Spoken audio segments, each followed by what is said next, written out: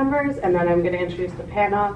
I'm Hannah Becker, sometimes known as Diamondoodles, and I know both of these ladies through the internet, but this is the first time I get to meet Nicole in person. And Becky and I have met a number of times, but really we first met through social media, I think, like 5 years ago. I started following you on Pinterest, of all places. So it's kind of cool that today we're here doing a social media panel. Thank you for having us. Oh, WJA thanks you for being here. Thank you so much. Thank you, WJA Philly. Yes. So to my left immediately is Nicole. Nicole Mogavero is a veteran of the jewelry business since 1999, pre-millennial. She is a GIA graduate gemologist and appraiser who specializes in antique jewelry. She's a jewelry historian with extensive training by the Antique Jewelry Symposium and private experts throughout the country. She has a penchant for the Georgian era with an emphasis on authentication. Nicole is a member of the GIA alumni and a member of the Women's Jewelry Association. She writes a blog on gemology and antique jewelry called Jewelry Nerd, at Jewelry Nerd for your other platforms. And she currently works as an estate jewelry appraiser and a buyer. Becky, over here. Becky Stone is a freelance writer, social media expert, and the founder of the popular blog DiamondsInTheLibrary. A career writer and editor who revamped her life to become a professional jewelry lover, Becky is on a never-ending quest to discover the world's most noteworthy jewelry designs, old and new, fine and otherwise, and share them with the people who will love to love them. Sorry, I only just read that. She's also self-described as a lady with a love for literature and shiny things who discusses books and bling. So to me, there's something remarkable about social media as a platform for antique jewelry. The mix of old world and the digital world makes treasure hunting a daily reality. While I'm not fully immersed into the antique jewelry community, I do dabble from time to time. And what I've noticed on Instagram, because that's my main platform, is that the antique jewelry community is tight-knit and eager to share their knowledge. I'm excited for the chance to dive deeper into tonight's topic, antique jewelry and the power of social media. So I feel like this is the easiest question to start with. How did you get into antique jewelry? Maybe the most basic, not the easiest. So I'll try to give you the short version. Certainly. So I was married for a long time, and my husband wanted to do microloans. So we lived in a town that had a lot of small businesses, and small businesses can't go to a bank and get $30,000 for a business loan. They can only get $250,000 for a mortgage. That wasn't what they needed. The only way that we could do it was to collateralize things, and so we were collateralizing a lot of the equipment in the stores. Then people started coming to us with jewelry. And I thought, I don't know anything about jewelry. So we picked up and went to GIA. And as soon as we came back, I was like, honey, jewelry's awesome. Let's just do jewelry. And so we had no idea what we were doing, and we opened a jewelry store without any experience. So I had a lot of learning to do. So I did a lot of learning, and I'm still doing it, and that's how I got into the jewelry business. Wow, that's fantastic. Microloans. Yes. I haven't heard that one before. Yes. Becky, how about you? My story is much more what you would expect, I think. I've always loved jewelry and always looked out for it in unexpected places. When I was in college, there was a vintage store in the town near our school in middle of nowhere, rural Ohio. And they had a section for vintage rhinestones, and I always went straight there, and I thought that was the best thing. And after school, I sought out some stores in my hometown of Washington, D.C. that sold vintage and antique jewelry because I loved my rhinestones, and I wanted to see what else was out there. And I went with a friend to this one store in particular called Legendary Beasts, and they had all of these beautiful, beautiful rings, which I now know are Art Deco, one of my favorite eras. And apologies to my friend if she is watching this, all the rings fit me and none of them fit her. And that was when I learned that small fingers are good for antique jewelry. And it occurred to me in this store, if there were these beautiful rings here that fit me, maybe I could find more elsewhere. And I went home and I typed Art Deco ring into eBay. And Dangerous. that was that. To cover the other half of our topic here as our panel, how did you both get started using social media? You go and then I'll go. So I'm Actually, and quickly before that, can you tell us which platforms are the ones that you're on right now, are your strongest platforms? So my strongest / most used platforms are probably Instagram and Pinterest. I post to Instagram almost every day, and I interact a lot with my followers. I get a great response there. Pinterest is the first. Pinterest gets a bad rap sometimes. It can be hard to figure out, and they've messed with the algorithm so much now that organic discovery is nearly impossible. But I still love it because at my core, I am just a person who loves to organize things. And my compulsive organizing of jewelry information on Pinterest is really how I got my start. So I'm answering both questions. There we go. Because it was after starting a Pinterest 6 years ago that I even decided to start a blog, just because I wanted more room than you have in a pin description. So yeah, it was Pinterest that drew me in, and then I started a blog, and then I figured, well, I guess I need a Twitter now, even though I don't really know how to do that, which is still kind of how I feel about Twitter, although I like to tweet GIFs when I'm having feelings. That's the best use of Twitter, in my opinion. And I have now lost my train of thought, and I will let Nicole talk.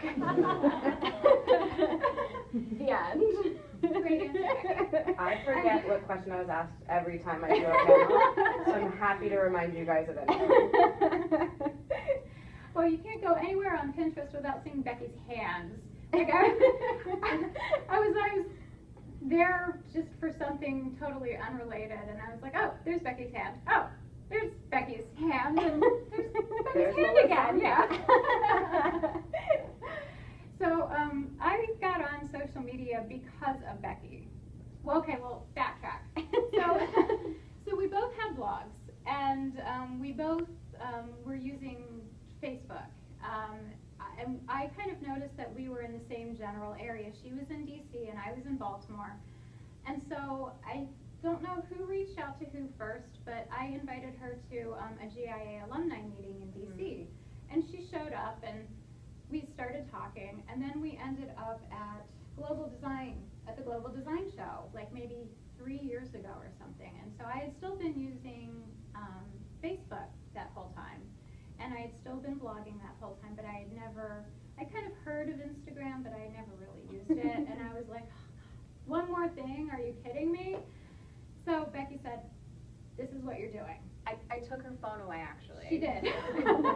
She took my phone away. She made me leave the show. She took my phone away, and she set up my Instagram for me. It was time. And it was great. And it was the best decision that you ever made me have. I'm so glad. So that's how I ended up on Instagram. Perfect. Yeah. And I'm sorry if this is a little redundant, but how do you guys feel that social media has changed the trajectory of your career? It's definitely helped people understand.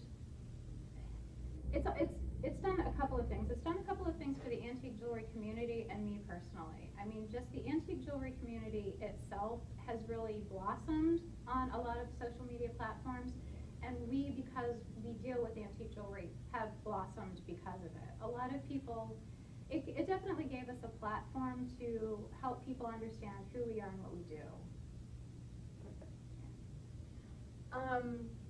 I mean, my career personally has been completely completely changed by social media. I was a full-time federal employee managing a publication of banking laws when I started my blog. And I only intended it to be a hobby. But thanks to social media, I connected with dozens and then hundreds and then thousands and then tens of thousands of jewelry lovers across the world.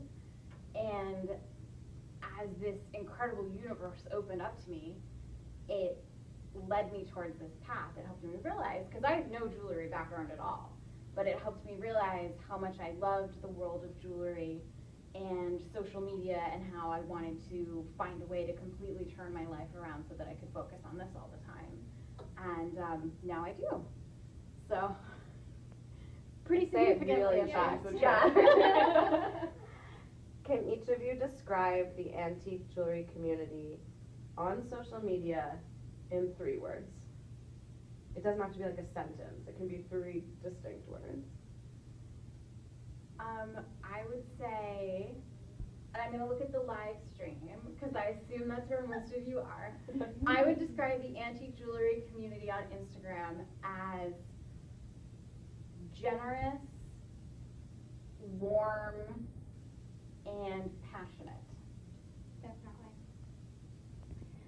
What did I say before? I told you, I gave them these questions before.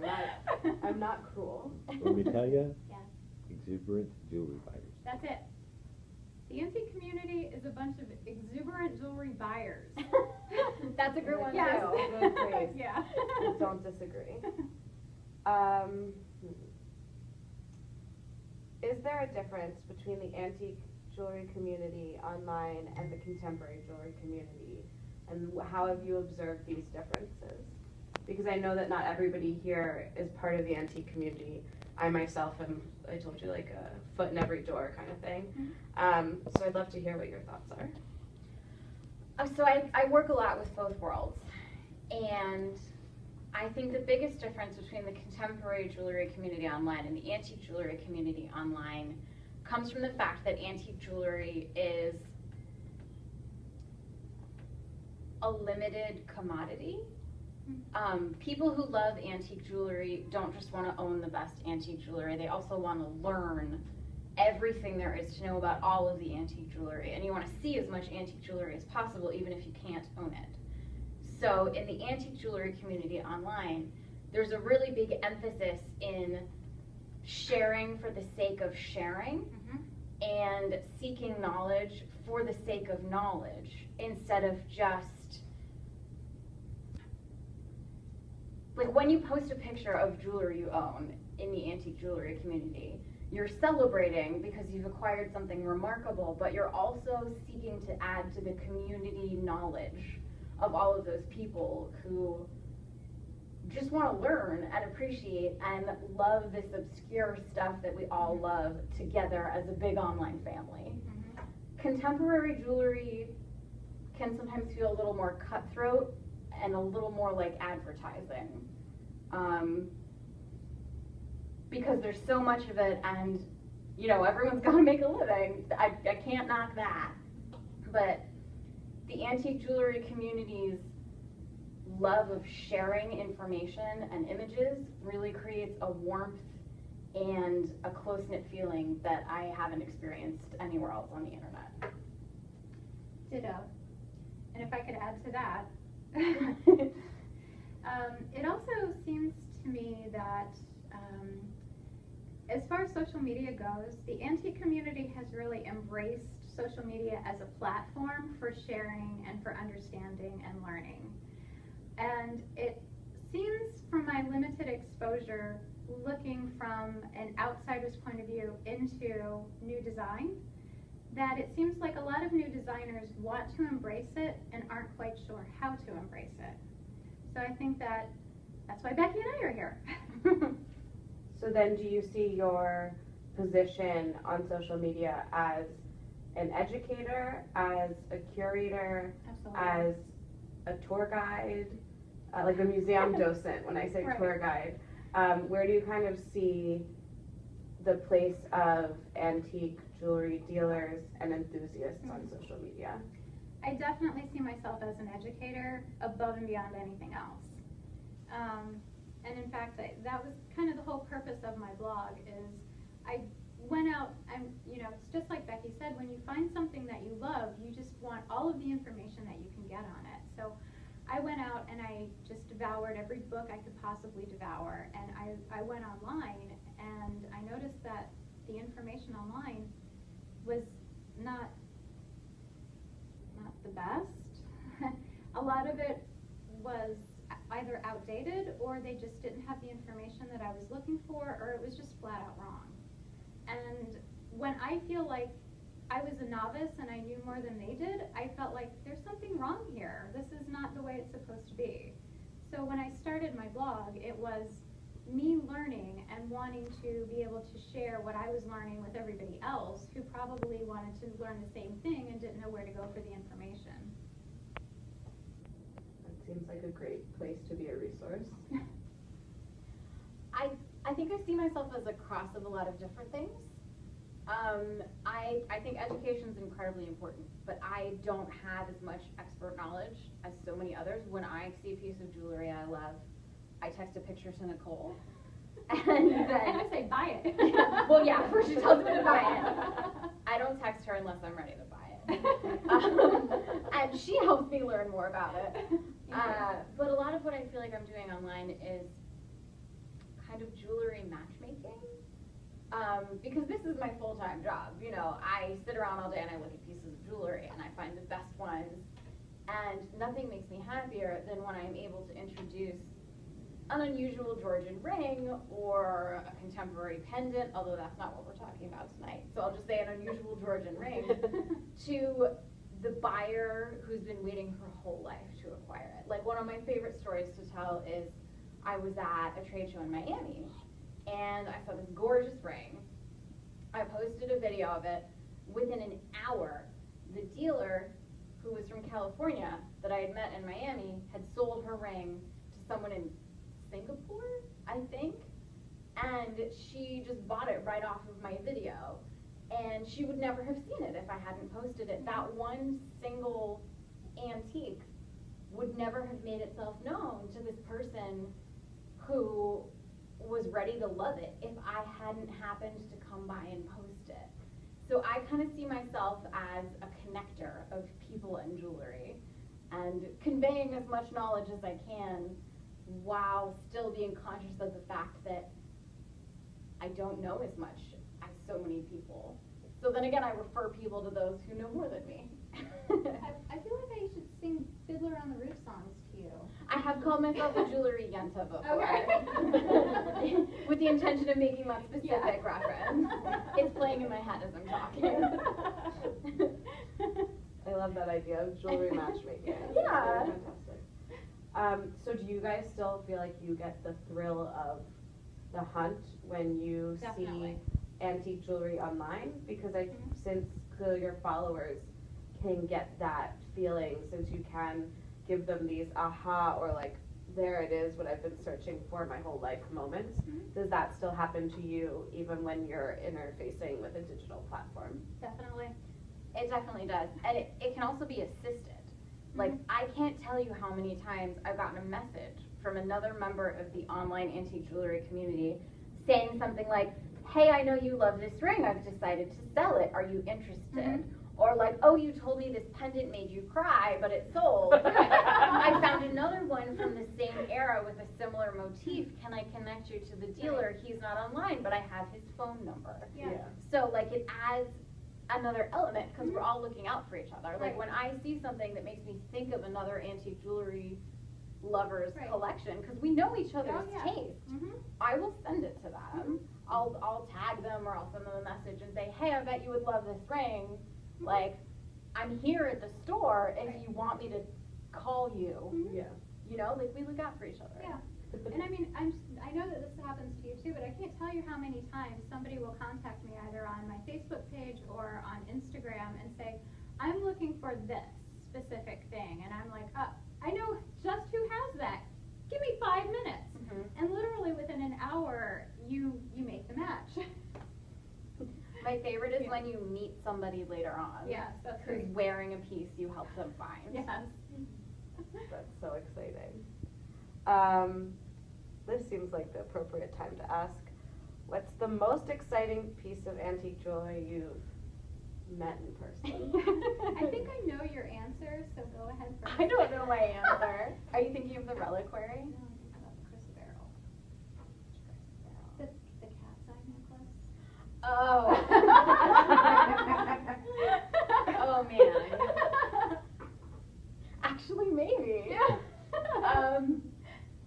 So, I was very torn on the answer to this question. Hannah sent us the questions in advance, and I did not prepare because I'm a chronic procrastinator. But I did look at them for long enough to realize that this one was going to be a dilemma. So the necklace Nicole mentioned, which I probably blocked out because I could never afford it if I sold all of my possessions and did unspeakable things and robbed banks. This incredible necklace. It was a huge bib of cat's eyes. Chrysoberyl cat's eyes, Alexandrite cat's eyes, Rose quartz cat's eye. Tourmaline cat's eye. sapphires. Yeah. Yeah, Like part of every- it Woo! Yeah. used to Yeah. belong to a royal collection. Right. Yeah. Mm-hmm. One of the I touched that bib. Yeah, you know that necklace. That thing was amazing. I wore it for as long as I could reasonably justify. Yeah, it was in Jogani's collection until it sold. I think it sold. That was an amazing one. Yes. I was also thinking of, am I cheating? I think this is an exciting topic. Do you guys like hearing about it? Keep going. You're good. You can say as many as you'd like. I can show you all pictures of these later. I once saw this brooch. It was at Shrubsole. I don't know how to say that, I'm sorry. It was in their collection. It was a brooch that looked like a coach with 4 horses. And it was maybe this big, like from there to there, this brooch. Casual brooch. And it was gigantic. The wheels moved. How cool. There were tiny diamond-studded reins connecting the horses. All the figures were perfectly articulated down to the Victorian gentleman's diamond-encrusted top hat. It was just the most insane piece I'd ever seen. I was at a show, and I was chatting with the lovely folks who were working the booth, and they actually had to make a phone call to get permission to show me this piece. And they let me take pictures of it if I promised I wouldn't post it until they gave me the green light. So I waited more than a month before I showed it to anyone. But I'm so glad I got to play with it because it was the coolest thing. But the summary is that I've been very lucky, and some very wonderful people have let me touch some very wonderful things, and that's my favorite part of my job. Absolutely. Yeah. I was having a major crisis on the way up here trying to figure out the I'll give you, answer like, to this question. a twofer. You can- Yeah. There's no way that I could possibly narrow it down to 1 or 2 pieces. I mean, I don't even know how this happened, but part of why I'm so blessed and so lucky is that I have gone into museum collections that people don't ever get to see. And museum curators take these things out of the vault and put them on the table for me. And I get to look at these things and play with these things, and it's just the most remarkable experience ever. And there's no way that anything could possibly compare to that. I mean, I see things that stay in museum vaults and no one gets to see. So there's no way that I can narrow it down to like one of these remarkable pieces. I just can't do it. I understand. I was trying to answer this just now, having not seen that much antique jewelry. I don't have an answer for you guys, so. I asked you about that. What part of the antique community is being underserved or underrepresented on social media? I feel like the antique jewelry community is really well represented. I feel like they've got it down. Well, they don't have it down, but they have a really good handle on how to use it. But I feel like the antique market in general, so like furniture or porcelains or, other antiques, I feel like they don't really have any representation at all on social media. I don't know if they want it, but I feel like people would be interested in it if they wanted to post it. I think that's true, for the record. And I don't know how much of a real thing this is, but I'm haunted by the idea of all of the incredible pieces of antique jewelry in people's attics or hidden in the back of their jewelry boxes or in safety deposit boxes that are going to be sold in an estate sale in 60 years or melted down, that just are somewhere moldering away with nobody around to say, oh, that's cool. And like really part of the reason I love sharing antique jewelry online is because it's not just a piece of jewelry, it's an article of the historical record. Right. It's worth knowing about because it says something about our past. And I weep for the antique jewelry that is forgotten in corners. Yeah, and along those lines, it happens pretty regularly where I will post something, particularly on my Facebook page, not necessarily on Instagram, but definitely on Facebook. If I post something, somebody will say, oh, I have that. You mean that's an antique? That's worth money? I mean, that happens pretty regularly. Mm-hmm.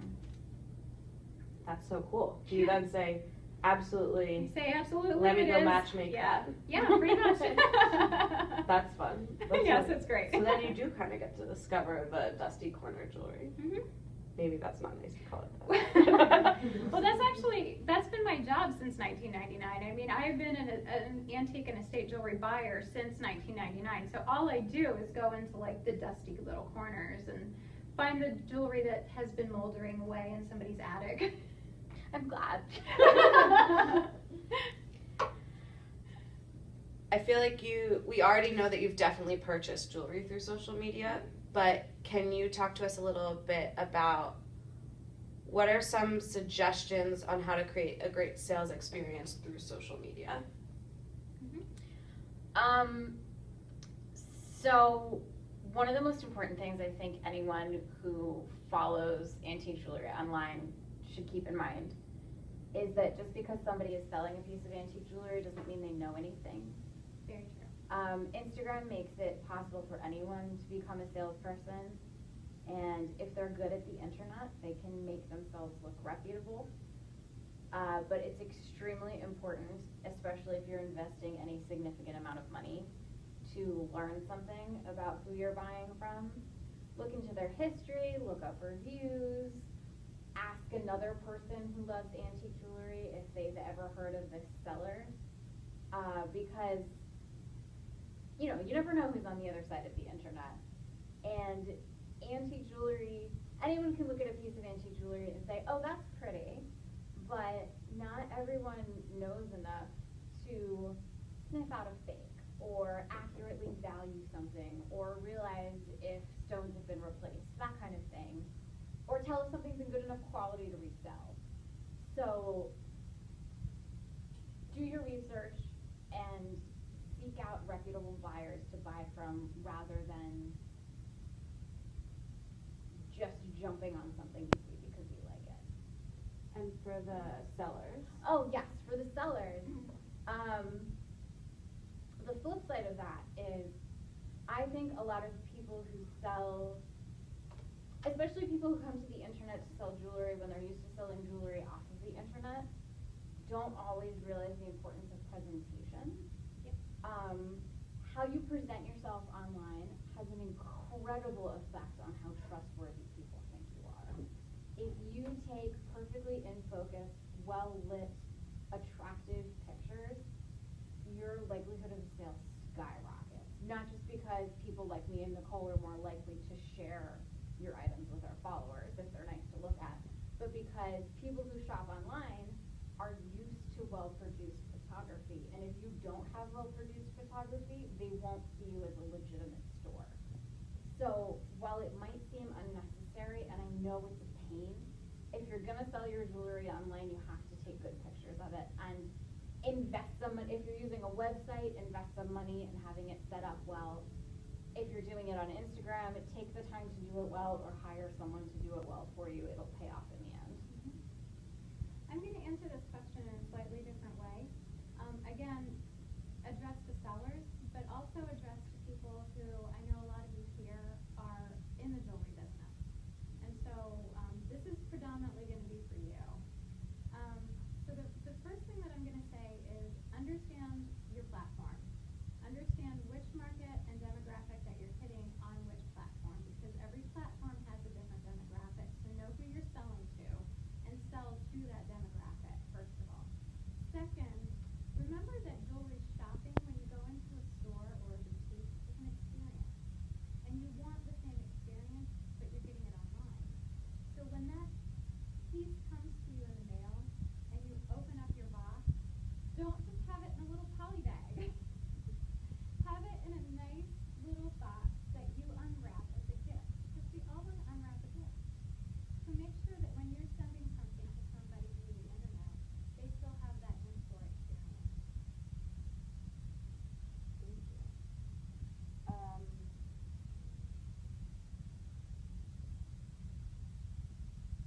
Beyond the getting started, the setup, the 101, what are some tips that both of you have for creating a presence on social media? Both of you have clearly invested a lot of time, and I think all of us who've spent any time on social media realize persistence and perseverance and dedication to what you're doing is important, but are there any other things that you think get overlooked in creating a strong presence on social media? So if you don't mind, I will start, and then you can finish. So again, know your demographic and know your platform. Facebook has a completely different demographic than Instagram does. So Facebook is going to be for mostly women, but definitely not all women, because there are a lot of men who are on Facebook. Around the ages of 35 and up, but predominantly 45 and up. These women are going to have better paying jobs. They're going to have a higher disposable income. And these women are going to have a higher purchase price than women on Instagram. Instagram, on the flip side of that, is mostly millennials. They're looking for a lower price point, and they're looking for something that's a quicker sale. So you have two totally different demographics. So understand what your product is and understand who you're selling it to, and use the appropriate platform. So that's number one. Number two is have a message. So figure out what your message is. Figure out what the ethos of your company is, and then use that ethos in all of your messaging, and be consistent about it. Also, have a personality. People don't want to do business with a faceless corporation. They want to do business with people who have a face. So show them your face, and show them the quirky little aspects of your personality. People really like it, and they want to do business with you that way. That's it. I totally agree. And my answer fits so well in with yours. I'm going to give two main pieces of advice, which are to, first of all, be professional on social media. Social media can feel so casual that it's easy to do it quickly and make stupid errors or kind of get lulled into a false sense of not trying very hard. Blurry photos, videos with distracting noises in the background, that kind of thing are all little tiny pieces that can contribute to the end effect of people seeing you as not trustworthy and not good at what you're trying to do. I think if you are going to use your social media presence for business, it's important to put enough effort into it that you present yourself as capable and trustworthy. Again, I can't say that enough. Especially for the millennial market who look at social media all the time. If you look like you're someone who can't figure out something simple, it'll affect how they perceive you and by extension your business and whatever product you offer. On the flip side of that, I'm giving you two contradictory pieces of advice. It's kind of what Nicole said about branding and having your personality be part of your brand. You want to be professional but not cold. If you post nothing but product photos on a white background and give nothing but stilted descriptions you copied from your website, no one's going to follow you because no one's going to care. The best thing you can do on social media is show someone a little piece of your story in addition to your product. You want them to know, who are they buying it from? Maybe, what does your dog look like? You know, if you find a piece of jewelry that means something to you in particular for some reason, and you share that with the internet, your followers and your potential customers will be more likely to connect with you.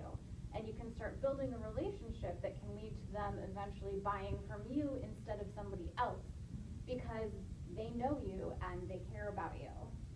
So, professional, but with a heart, I guess, is what I'm saying.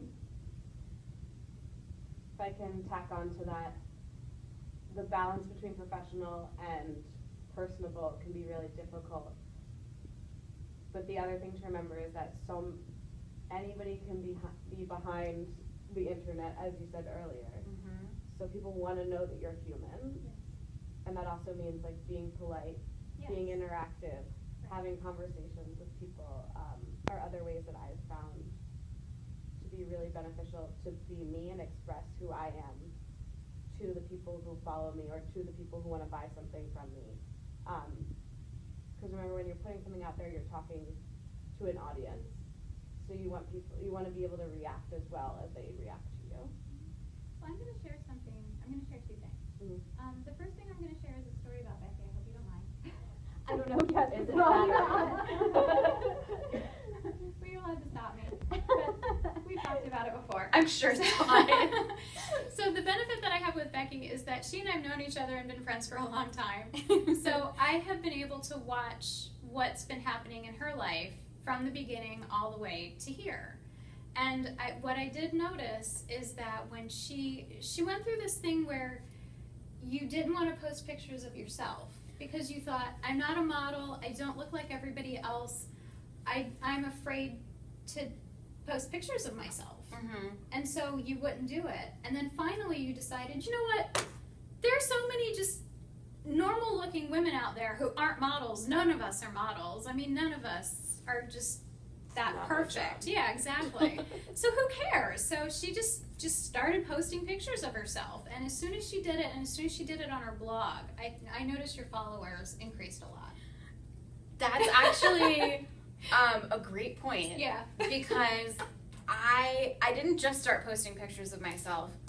I wrote about it. Yes. I wrote an article on my blog about the fact that I had become conscious of my own reluctance to post pictures of myself, because I felt like all the women I saw on the internet were photoshopped perfect, and I wasn't.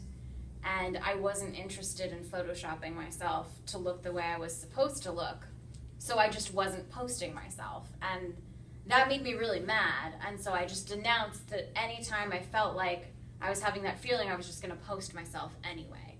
And this declaration I made about the fact that I was saying screw you to these standards I was perceiving, I've gotten more comments on that post, which was 3 years ago. It was a long time People ago. still But come we up to me remember it. to talk to me Yeah. about it, because that was probably the most like real and vulnerable I've But been. you know, I mean, what on you the did internet. was you legitimized it for everybody else.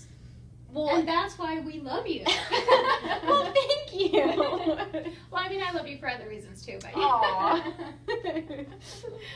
But I was at a show recently, and I don't know why. Like my goal for the show was find tiara, put on head. That was like the whole goal for the show. So I found 2 tiaras, and I couldn't figure out which one I liked the best. So I basically just took 2 photos, did a screenshot, like split the screen in half, and said, which one is more evil queenish? And as soon as I posted that picture, like that was like my turning point. Like people would come up to me in the show and be like, oh, I love that post, and you definitely needed the first crown. And I mean, just like people that I don't know from like Singapore and Asia were, you know, sending me messages, direct messages on my Instagram saying, I love that post and thank you for doing it. And it was just so great. So people want to see who you are. Yeah. Authenticity. There's nothing in the world like genuine authenticity. You can't fake it, you can't force it, but when you put a little bit of your true self into your online presence, people respond. Before I start to ask you guys if you have any questions, without saying anything that will get either of you in trouble, do you have some social media accounts about antique jewelry that you can recommend if any of you are just starting to dabble into the antique community? Is there something you especially recommend for education? Somebody who always has beautiful things? Wherever your mind takes you right now, just some accounts that we can follow. Well, if I were starting out, I would definitely follow Diamonds in the Library. Oh, thanks. Back at you. Okay, non-politically motivated answers, please. I know we're live streaming, but What's no the name hurt of my feelings, blog? guys. JewelryNerd.net. Thank you. Somebody who has a really amazing store account who we had actually originally thought of for this panel, although they couldn't join us because they're at a GIA lab class, is Magine Vintage. They sell antique and vintage jewelry, and they do an incredible job on social media. Their photos are always very professional and varied and diverse, and then they occasionally show you their dogs or their gorgeous photo shoots that they do, and they just present a very whole package of. They do a great job. Mhm. It's my incoherent summary. They're also based in Lancaster for Mhm. Yes. Philly people here. Right. And along the lines of authenticity and antique jewelry, if you want a really, really good understanding of how to be authentic on social media, look at Lenore Daly. I don't disagree. All right, those are the questions I had written for you guys. You've been very inspiring to me. I hope you, the audience has felt inspired as well. Does anybody have any questions for our panelists? So I was always in the business, family business. I work for Oak Gem, and I see you guys at shows all the time. So now I started my jewelry blog, and I want to know, how do you approach people to ask them to take photos of their jewelry? Oh, so easy. That's hilarious. I was about to say it's so awkward. Oh! I'll go somewhere in the middle. You just have to do it. Yeah. I'm shy at heart. I love to talk to people, but inside me is like a shy child who would never speak to anyone for any reason. I do it for the jewelry. I steel myself, and I'm like, Becky, think how sad you'll be if you get home and you never took a picture of that ring to share with people.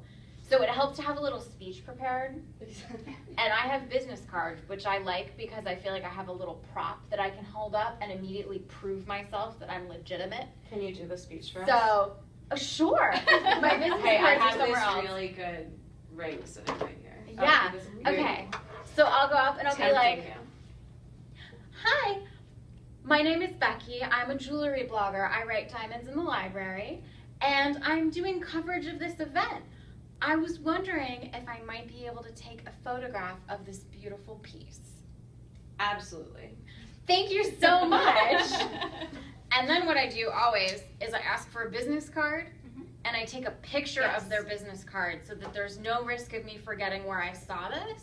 And so that if anyone is interested in buying that piece, I can send them that person's business card. This is how I see, like when I come up to someone in the world and I take a picture of their piece of jewelry, it's not a transaction. Usually they're not hiring me, I'm not giving them anything, but I figure what I owe them in exchange for the favor of letting me take that picture is if somebody wants to buy that piece of jewelry, I have to help make it possible. So anytime I photograph anything, or if I share a picture of jewelry I saw online, I include the information you would need if you wanted to buy it. Yes. And if anybody reaches out to me and asks how to buy it, I connect them to that person. So that's my main advice, is just jump in and also have a little speech ready because it'll make it feel less scary. Some people will be rude. most people will be nice. Yes. The people who are rude will always be rude. Yeah. though. Well, it that's doesn't true. matter what you Right. say to them. Yeah. And 99% of the people are more than happy to show you anything that you want to see because they're happy that you're interested in it. I would say 99% are happy to show you, 80% are happy to let you take a picture. Exactly. Which is why you should Right. always Always ask. Yeah. Something I noticed as I've traveled to go to different shows, I was really worried that culturally people would have problems the different places I was with taking photos. In general, like having a good hand symbol for taking a photo always helps. And usually, as I would say, the first thing at a show is to make sure the booth isn't busy. Yes. Because the last thing I want to do, given that I'm also often there as press for the show, it's my responsibility to both represent the show and the vendors and represent the community who watches what I do. So I'm not the function of the show. The show is functioning to sell things to one another. Right. I want to make sure I'm not impeding on that. So making sure that you look and see that there isn't a transaction going on, that they're not inundated with people. Since you have worked for jewelry companies, you also understand sales-wise, not only is it overwhelming to have a lot of people at the booth, but for safety and security, Right. everybody wants to feel like they have eyes on what they're doing. So there have been times where I've like kind of walked past booths multiple times before having a chance to approach. And with cell phone photos, I think people are starting to realize that whether they like it or not, people are going to take photos of their jewelry. At this point, what people really respect is when you have the respect for them to ask for the Yes. photo first. Right. It doesn't always have to be a pitch, though what Becky said, if what your intention to do with the photo is to publish it, people like to know that ahead of time. But even if you just want to take a photo because it's something beautiful and you want to be able to remember it, half the time if you just ask, I also often ask between each piece of jewelry if I'm just pulling stuff out, because sometimes I do just want to look at something, sometimes I want to photograph something. I try to repetitively ask just to continue this respectful dialogue. And I've had people recently, when I've gone to antique shows, be surprised and thankful that I've asked them if I can take a photo. So while it feels like a barrier in asking and like, oh no, what if they say no? I mean, the worst thing that's going to happen is they say no. They're not going to say like, what a rude girl, she asked to take a photo. Right. Yeah. And apologies if I'm being repetitive while I was having a coughing fit in the hallway. Never take a picture of a case of No. jewelry Exactly. unless you've secured specific permission. Yes. Sometimes people have pieces that are on memo from other dealers, or something might be reserved, or certain dealers have show pieces that they just do not allow to be photographed. And you don't want to accidentally ruin a relationship before it's even started by doing something thoughtless that you could easily avoid. That particularly goes for the antique jewelry Yes. community. But it definitely goes for designers too. Yeah. They have entire lines that aren't ready to be displayed and showcased yet. So if you spoil their entire fall line, you're in trouble. And one more thing is to be thoughtful about location tagging. Yes. Some, Very important. Yes. some, especially dealers, travel around with their stock. Right. And unless you're at a big event where it would be impossible to find a specific person, or at their store where they wouldn't be surprised that you're sharing your location, basically never share anyone's location No. unless you know they're okay with it, because you could put someone's life at risk. Sure. Yeah, I never location tag anything until I've left the show and the show's closed for the day. Generally, a lot of the bigger shows won't have a location tag if they're not okay with it, is the other thing. When you're in Tucson, everybody in the entire city of Tucson knows that there's a gem show going on, so it's a little less frightening for you to be like, guess what, I'm in the convention center. Guess what, like half of the town is in the convention center. Right. Yeah. So kind of using common sense about that is often the way to go, and thinking about what would make you uncomfortable if you thought this would threaten your security is a good rule of thumb for thinking about others. Sure. And just one more thing. I mean, I basically do what Becky does. I just walk up to people and say, hi, I'm Nicole. I write a blog called Jewelry Nerd. I am really interested in this piece that you have here. Would you mind if I looked at it, and can I take a couple of pictures? because my followers would be really interested in it too. And usually they're thinking, oh, maybe she can help me sell it. And so they're more than happy to take it out and show it to you. And we have developed relationships with specific people over the course of years, going to the same shows, seeing the same people. It's gotten to the point where they will literally hand me their keys. Mm-hmm. And I'm inside the booth picking pieces out, taking photographs, posting it on the internet right then and making sales for them. But I mean, they literally hand me their keys. Mm-hmm. So just develop good relationships and you will always be rewarded, and reward them with it too. Exactly. Yeah. Especially in, another good thing is, since a lot of dealers and jewelers have their own social media presences, you're kind of helping them with their job. You're mm-hmm. creating more content for them to be able to share later on. You're able to then create connections between your account and their account. So occasionally framing it that way, it's not always a negotiation. But in general, I think a lot of people are excited to have you help them mm-hmm. by helping you. So yeah. Thank you. Do we have more questions? I have a question. How would you say you built your number of followers on social media? And it's kind of a multi-part question because, I know it doesn't happen overnight, and there may have been different tools or things you did where you noticed a big impact. But at the same time, how do you feel with the new algorithms that it's affecting what's happening now? Mm-hmm. And, paying for them through Facebook and mm-hmm. through Instagram and things like that? I've never actually, all of my followers are organic at this point. I've never actually paid for followers. My Facebook has actually outnumbered my Instagram, which is very strange. Instagram blew up for a while, and then it kind of came to a standstill. But I think probably the biggest thing goes back to just what Becky said, selling online. If you're going to do something, take a photo that's clear and that you can see. If you have a blurry photo, no one is going to want to look at it. They're just going to scroll past it. Having it shared is another big thing. So when I have very clear, very crisp photos that people want to see, it's going to get shared a bazillion times. Or a video of something amazingly sparkly, it's going to get shared. So what I try to do is figure out what it is that people really want to see, unless it's something that I'm just bowled over by, which happens pretty consistently, and try to have it shared. And that's basically the only thing that I've done. But I'm not nearly the size of Becky, so you should take it from here. So definitely anything Nicole says about Facebook, treat as gold. Her I was gonna say she has Facebook presence is 300 incredible. shares on single posts, which is amazing. My Facebook page, I have 4 very loyal people, and then everybody else will like a photo every once in a while. But I won't pay for Facebook advertising. I'm offended by the idea of Facebook advertising. That doesn't mean you shouldn't do it. That doesn't mean you shouldn't do it. Yes, right. Of course. It's very efficient. Yes. I don't think it's morally reprehensible or anything. Yeah. What I really mean is I'm irritated that I feel like I need to buy Facebook advertising in order to get new Facebook followers. And for me, my Facebook isn't an important enough part of my business to invest. My Instagram account is much more important to me personally.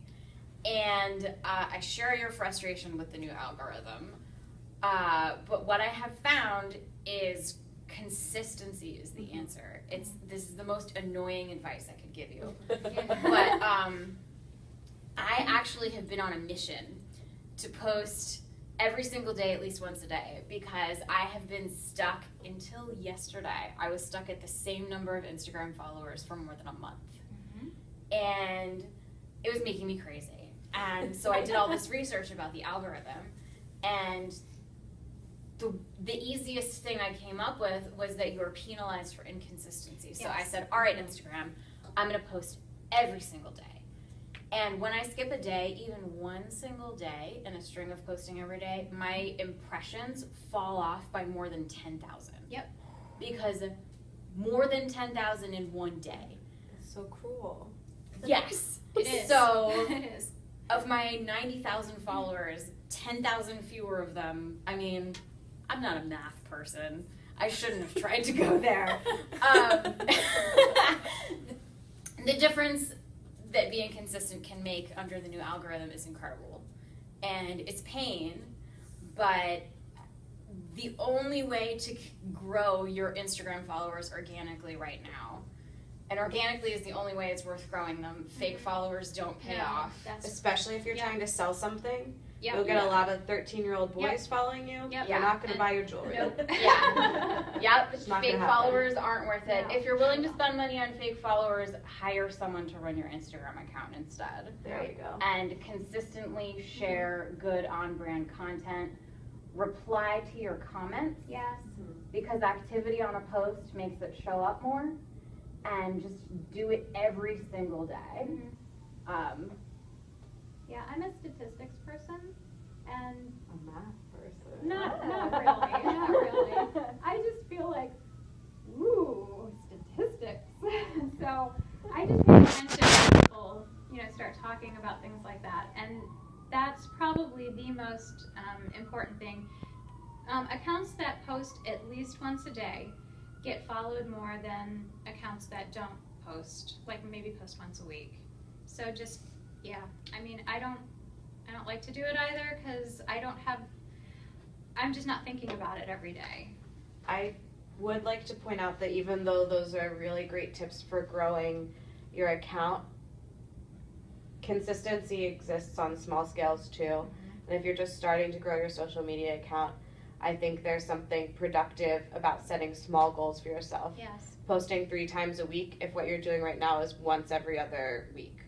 Setting yourself these small achievable goals will help you to integrate that task into your workflow. And I think that's more important than posting every day initially. And not to discredit any of that advice, but just given the sheer difference in scales of everybody's accounts, to me, something that I'll do is I'll set myself a goal of even posting once a week. It seems silly at this point.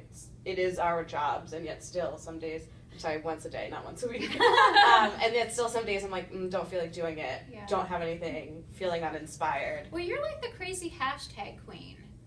So. Oh, am I? Yeah, you are. I like to, I do also, I include a comment after my caption of hashtags that I think are pertinent. Given that I spend a lot of my time more on gem side than jewelry, I've spent time just kind of referring my way through different tags. By clicking this tag, you'll see at the top of the screen it'll have other suggested tags. So essentially if somebody looks at gemstones, they also tend to look at crystals. Crystal community, I love you, but you're a little bit weird. So then they also really like healing crystals or crystal love or these different tags that maybe like the large faceted tourmaline I posted today isn't a crystal, but I promise you people who are into crystals really dig it as well. So kind of trying to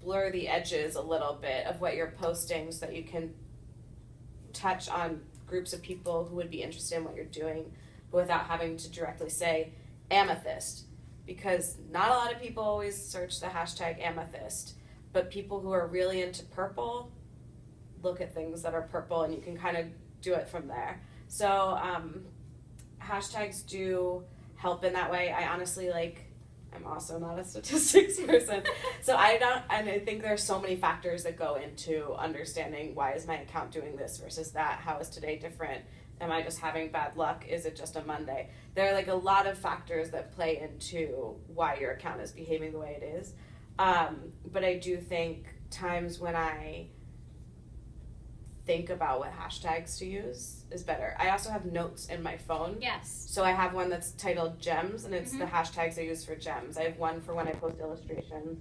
I have some that are more jewelry based, and then when I travel, I try to look up the places I'm going to be and find their local tags, the local travel bureaus, things like this, so I can keep trying to interact with these communities as I shift around. And that's helpful because then you don't have to rethink it every day. Right. And it also allows you time to actually research those periphery hashtags and put them in one central location, so you can just copy and paste them. I do that all the time. Also look at other people's posts. post. Yes. So like clearly, Yes. Nicole's looked at the hashtags I list after my post. Mhm. I sometimes will post something that is like a Georgian piece of jewelry, so I'll be like, oh, I know that I don't know what I'm doing about this, but let me go see what the antique community thinks is a great. It ended. What a bummer. Oh no. I just saw it changed. Can you press start again? Is there like a go live? Oh, hold on a second. So share it. No, wait. Oh no, don't. Just want to make sure you save it. Video ended. We had 385 viewers, guys. That's Wow, pretty that's awesome. awesome. I'm saving it. I'm sharing it so people can see it for the next 24 hours. Cool. And you had a question? And I'm starting live again. Are we on again? We're now live again. Hello again, world! Don't worry, we're still here. We didn't leave you. What was your Do question? you do anything with Instagram stories? Yes. You do. And Yeah. do they get good Instagram feedback and She loves Instagram stories. I I couldn't love figure that. out how to use it for I a don't long understand. time. Okay. I had two friends when I was at the Miami show that I got an Airbnb and like just packed it with like Instagram people, and I was like, okay, show me how to do this. And so they got my phone and literally showed me how to do this, and I couldn't figure out how to post multiple stories for a really long time. And I don't know if it was just me, it wasn't very user friendly in my mind. But I will personally show you after after we And finish. what kind of content do you use for those? Ephemeral. Yes. And silly. And silly. Yeah. So, you know how I was talking before about the professional and then the like more personal? If you want to know about my actual life, watch my Instagram stories. I may be posting, I may look like this on my Instagram page, but if you go in my stories, I'll post like, here's a hill I just fell down and skinned my knees. Or like, sometimes I share jewelry. Like, my favorite thing to do now when I'm traveling is if I visit a jewelry store or go to a show, so I take thousands of pictures when I go to an event. And a very small percentage of them will be good enough for my vlog or Instagram. But Instagram stories are the perfect avenue to share more of the experience. Mm-hmm. So on Instagram stories, I worry less about quality and think more about giving people an impression of what I am doing. And you have to be thoughtful about it. Like if you Yes. look at my Instagram story today, I shared flashes of here I am on the metro, here I am on the train, here I am having a drink with Hannah. And that's where being careful really comes in mind. I took a video at a subway station and I waited half an hour until I wasn't there anymore to post it. And you can, if you take an Instagram story, then you can hit save and then post it within the next 24 hours. So that lets you share content that feels immediate without telling crazy people where you are. Anything Right. you take on your phone, you can put onto your story within the 24-hour period Right. it comes from. And I always think of it, I don't post a lot to stories, but I try to think of it as the periphery. So I'm literally obsessed with Georgian jewelry. Like, if you follow me, you know that about me. Like, I don't have to tell you. That's what you know just by looking at my feed. So I don't know why I'm also obsessed with cooking from past eras. It's kind of this weird little thing. I don't know why, but I really dig it, so I do it. So I found this recipe for a cake that was, I think it was originally made in like 1780 something, which is like the perfect era for me. And then it was readapted in the Regency era in about 1810. So I was like, oh, I am making this cake. And I can't bake. I'm like the worst baker in the entire world. So I did stories and I said, maybe I'm taking this whole Georgian thing to an extreme, but like, here's what I'm doing today. And I just took, here's like the cracked eggs in my kitchen counter and the bowl of the, dry ingredients and the bowl of the wet ingredients. And okay, now here's the finished product. And they were awful, by the way. The cake? The cake. Yeah, the Instagram stories where you Yeah. put your pizzazz. Yeah. You're not It's so also, like, dignified. Right. Ambiance at an event. So you want to show people a little bit about what your surroundings are. Here's a good way to do it. It's low battery. Low battery. Oh, bummer. Oh. I enjoy doing Instagram stories because some days I don't feel like posting but I am doing something kind of interesting. Yesterday I visited my printer, because I do prints of the artwork I make. And so I wanted people to see that I think it's good also for behind the scenes kind of things. So for me, there's something about my production in that I want people to make sure I go to my printer, make sure my colors match what real stones look like, because I like that authenticity. That's something that's important to me. So I could show little side-by-sides, little comparisons, some scenes at my printer, this kind of thing to kind of give people a better understanding of my process. Again, what Becky said about quality doesn't have to be the same thing. It doesn't have to be a beautifully, like, the most beautiful photo. It has to be, like, interesting so that people care to look at your story. Right, but if I could interject, what she's doing, it was on message.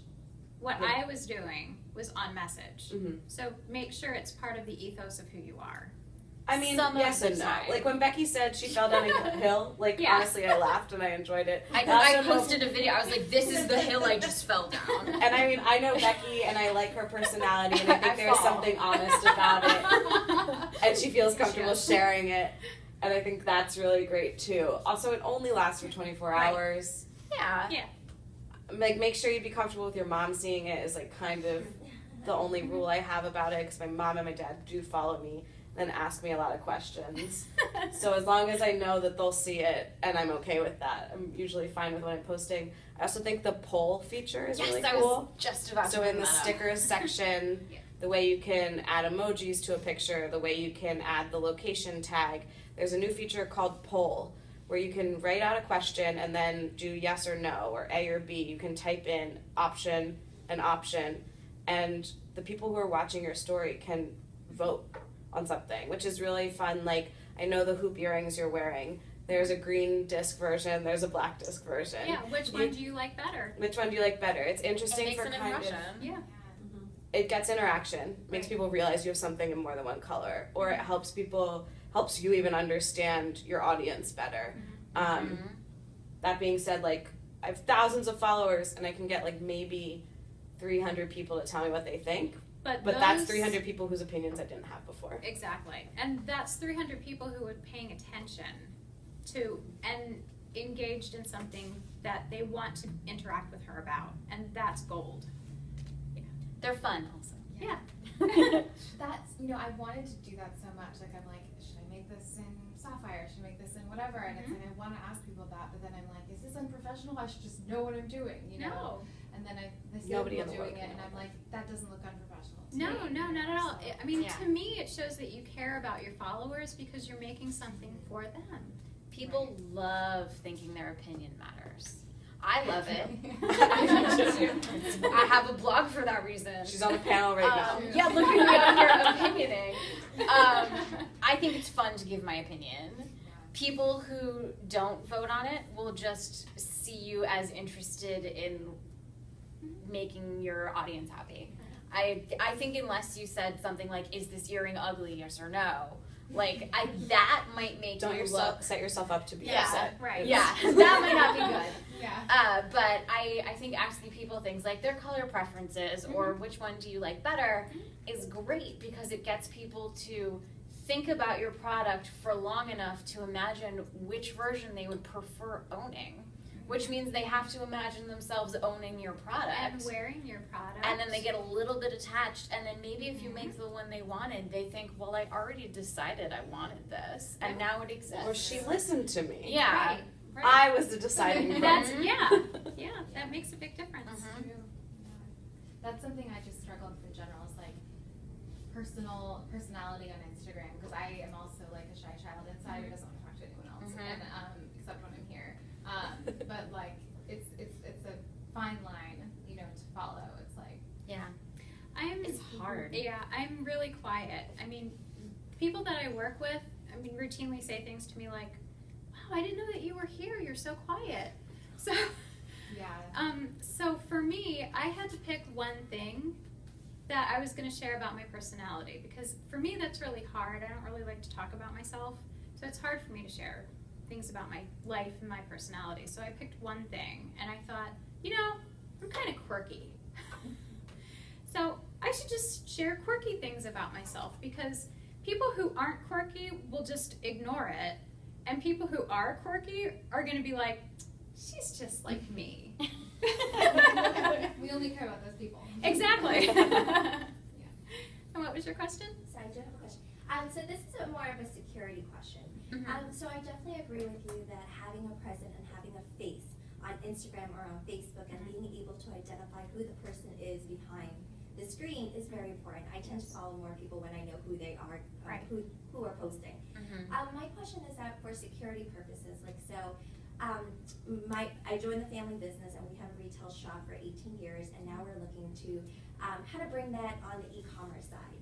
And we're trying to build a personality there. I'm taking it over, but I'm kind of a little bit scared with security, putting a face to it. So what if somebody identify me on the streets, or they know that, you know, my parents own the store and what's in the store, because we do fine jewelry.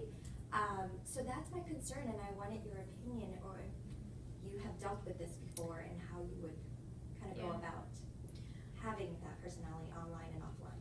Well, I'm sorry. Oh, no, go ahead. I've been in the retail end of the jewelry business for a really long time. And so just common sense is going to override so many things. I mean, you guys have security measures that you put in place, like when you open and you close. You don't go out by yourself and you don't go in by yourself. And you have cameras. Look at your cameras before you let somebody in the building and before you leave the building.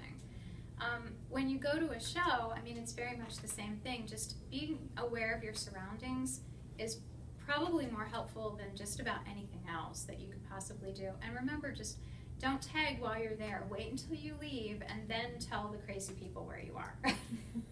When I'm traveling, I tend to not carry most anything valuable on me. That doesn't mean that there aren't times when I have to be carrying something, or like, just because I'm wearing a very, very tiny diamond pendant doesn't mean that the person who wants to steal it from me knows that that it's not anything. I don't wear this on the street.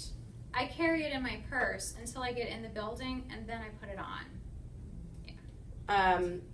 When I was in Bangkok, I had people message me being like, oh, I think I saw you in the jewelry trade building today. So that's like a little bit like, stalkerish. Guys, like this is what I look like. I'm like that blonde girl walking around the Jewelry Trade Center in Bangkok. Like, people will recognize me to some extent. If you're following me, you might know me. But I never felt super unsafe about it, because that's somebody in the industry. I was in an industry building where I was recognized. It's gonna kind of be like what the job is in general. Like, industry faces will recognize industry faces. That is like probably the closest I've ever come to feeling like this is a little bit bizarre. I think generally jewelry on the internet is quite niche enough that we're not like, nobody's like a celebrity who's like walking down the street and getting spotted. I think that gives me a little bit of peace of mind, feeling like, oh, it's not like, not Ryan Gosling. I don't need to be scared about wearing a hat and this kind of stuff. I think the common sense things you were talking about is great. When I'm traveling, I do find the best tip I have, especially when I'm traveling for shows, if people can usually tell you're not from, like, people when I'm in Tucson know I'm not from Tucson because I'm calling an Uber and I'm leaving a show. So they often tell me what I'm doing. I often talk about being in marketing. I tell them I'm press. I kind of make reasons for people to believe that I don't have anything valuable on me. And that's kind of the other, like, your cab driver does not care if you're lying to them. You could tell them, oh, I'm a vendor that delivered like 10 pizzas there today. Like, say whatever you want to. You owe nobody any explanation about yourself. And if that can help with your security, that's something that I've found is beneficial. Because as excited as I am about my job, I'm more excited about like not getting mugged. Yeah, I agree with all of that. And I also want to add, first of all, it's incredibly smart of you to be thinking about this. The fact that you realize social media can be a security risk means you're ahead of the game already. Yeah. I think something very important that you can do, which it sounds like you're already doing, is to think about it in advance and make a plan and decide what the lines are you won't cross. I posted a picture of a jack-o'-lantern in front of my house, and I cropped it so you couldn't see my street address or like the distinctive window. If I take a picture and my car is in it, I make sure you can't see my license plate And actually, I try to keep my car out because it's a distinctive color. Yeah, make sure you don't like and she make has model eyelashes this with way. her headlights. I also know a young couple who owns a jewelry business and they have a baby, and they have a great social media account, but they have kept the fact that they have a baby and their baby completely off of their online presence because they decided that they were unwilling to expose the fact that their family had a young child to the internet. And it's really incredible knowing them in person and seeing their social media. You can't tell they have a baby. And that's the kind of thing you have to think about. Like, if you go outside one day to get better lighting, make sure there's nothing identifying in the photo. Like, if you like to take pictures by a certain tree, make sure no one can go to your store and then find the tree and wait for you there. Like, just try to imagine you're an outsider looking at your social media feed and anticipate your possible weak points and eliminate them. Right. Be your most evil first. Yes. Phones love to make your location available. So go into your settings of your social media accounts and turn off location settings in any possible way. Yeah, I mean, I think If you it's have a always gonna storefront, you want people to be able to find your store. Right. So I think for the most part, as long as you're always just redirecting people's attention to the fact that, like, the same way your store could ever get robbed, your store could be robbed whether it was on social media or not. So I think kind of keeping it, making people realize, no, I don't just like walk down the street to my Starbucks and show you like a 10-carat diamond ring on a Starbucks drink in a Starbucks. Like, that's the kind of photo you want to take it in front of a white wall where people really have no idea. Like, that could be, like, you might be standing inside of a white walled safe for all they know. Like, you're just not somewhere really obvious. I think when you said earlier about not taking photos of people's whole cases of jewelry, generally, like, not taking a photo where your security system's in the back or where one of your cameras is showing, things that would be easy to slip your mind because, again, you're not thinking sinisterly.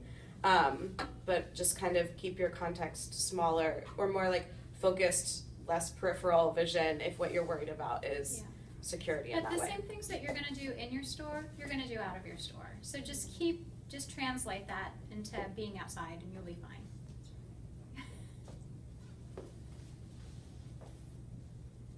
I think we're good. We have 12 minutes, 13 minutes left. Yeah? All right, so I'm with Victoria Sterling Gems, and we have a pretty big presence, or a growing presence on Instagram. But we are struggling with Facebook. And the question's kind of directed to you, Nicole. What does your content differ? I mean, like, do you put on different things on Facebook than you would on Instagram? And, you know, how do you determine what goes where? So again, it's understanding who the demographic is on which platform. And once you understand that, you will know what to post. So I can post Art Deco all day long on Facebook, and they will go crazy over it. If I post something Georgian, they're like, what? So I would post Georgian things on Instagram and Art Deco on Facebook. So just understand who the audience is that you're trying to communicate with. And I mean, in all honesty, I mean, I have to tell you, I don't know how this happened. I mean, I kind of do now. I mean, I understand how to maintain it now, but I don't know how it got like this. So, and they're really loyal, and they like have conversations with you, and they will like give you ideas for blog posts, and I mean, just like they'll ask you questions and you get to answer them. So I mean, it really is like this true interaction. And that's the coolest part. I mean, you get to just reach out to people who are on the other side of the world that you would never get to talk to. So I think if you keep that in mind and you just try to be an open person and just be like, yeah, I think it's kind of cool to talk to somebody on the other side of the world. People will respond to that. Something to keep in mind with Facebook just as a platform versus Instagram as a platform versus Twitter as a platform. We're talking a descending scale of people's attention span and the ability to create longer content. Twitter, you have 140 characters. People really only have that much brain power when they're looking at Twitter to like think about that medium. Instagram, you have a little bit more because you're always using an image. I think people who love Instagram love it because it's visual and because they get to like consume with their eyes and they don't have to read necessarily. You can assume Instagram readers will read about 2 sentences before ever it Right. cuts off and you have to click for more. I think you can almost guarantee that like 60% of the people will read that.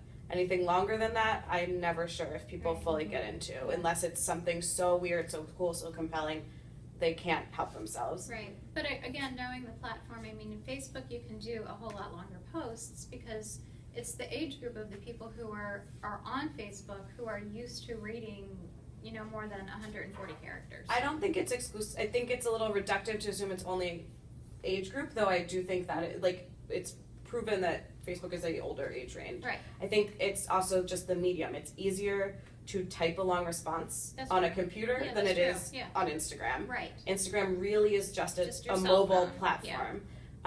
It's easier to type a longer post on Facebook because you can do it. It's like meant to be a computer platform.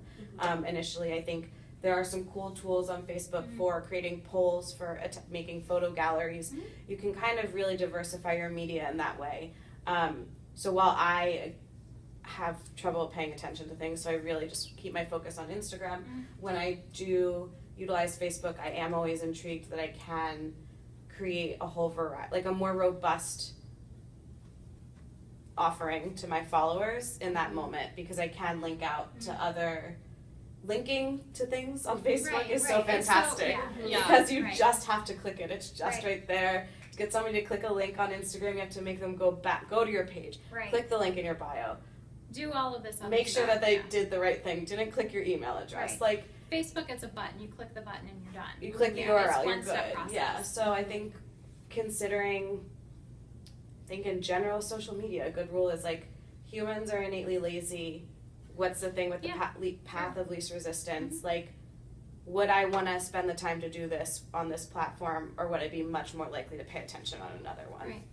So I read something a long time ago that when you have a dirty clothes hamper, if you have a lid on it, you're less likely to get the clothes in the dirty clothes hamper than if you don't have a lid on it. If you have a lid, it's a 2-step process. If you don't have a lid, it's a 1-step process. You can shoot baskets into it. And I say that I don't know how I did this on Facebook. I kind of do know how I did it. But one of the things that I did early on was I noticed what was getting shared, and I created a separate file folder on my computer. And I put all of the pictures that got shared more than anything else in that one file folder. And I started to notice that there were commonalities to all of those photos. So if you do something like that, you're going to start to notice what your followers really like when you post. And post more of it.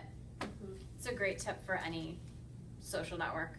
Instagram, if you have a business account, it has great analytics. Yes. And I very frequently look at what did the best in a year, in a week, and I try to figure out why and how to reproduce those factors. You can also do that for accounts that are like yours. Right. So if you see a friend's account, you see an account you really would like to aspire to be, go look and kind of try to check out patterns.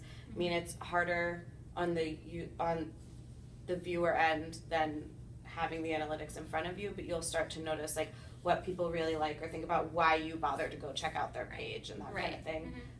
Often when I'm trying to figure out how to make changes to what I'm doing because I'm feeling stagnant, any of these things, I think what are the top 3 accounts, whether they're jewelry or not, that I've enjoyed interacting with recently, and what is it that's been inspiring to me. And that's a good way to always kind of keep yourself moving and refreshed and at least excited about what you're doing. And I think you hit on something really important. Don't just limit yourself to whatever it is that you're doing. I frequently look at people's Instagrams who don't have anything to do with jewelry. And it could be people who do house decorating or fashion or something like that. And I look at their page as a whole, and I look at their particular posts, and I look at who's following them, because you can go to the little button and see who else is following them, and then you can go to their feeds and look at who these people are and get an idea of who are these people that are following that are making this person's account so cool, and try to put yourself in their shoes and say, what would they like, and speak to them. Yeah, I agree with all of that. I just want to emphasize the importance of when you look at other accounts to try to figure out what's working with them, you want to resist the subconscious temptation to try to do the same thing. Oh, yeah. But rather analyze what it is that's successful about what they're doing and figure out how to apply those elements to your style. Because if you end up posting content that doesn't feel genuine to your brand, your followers won't appreciate it. And if you end up just copying someone else, there are a whole lot of things wrong with that. So it's about taking the inspiration and applying it to your own true voice and creating dynamic content that is uniquely yours. And then there are times when I will just go down a rabbit hole in my own feed, and I will just strictly post things that I want to see and what's making me happy. And I don't pay attention to anything that anybody else is doing, and it's just solely about like what is giving me pleasure right now, what's going to make me happy. Because I mean, in all honesty, if you like something, other people are probably going to like it too. Thank you so much, ladies. Thank this you. has been so fun for me. Thanks to all of you. Yeah, you all have some great questions, and we really appreciate you all coming out. Those of you who are here in person get a little extra credit, but also those of you who are on the internet, if that thing is still going. Thank you for being with us. Thank you. Good night. Now we actually have to go over there and turn it off. I'll do it. Yeah.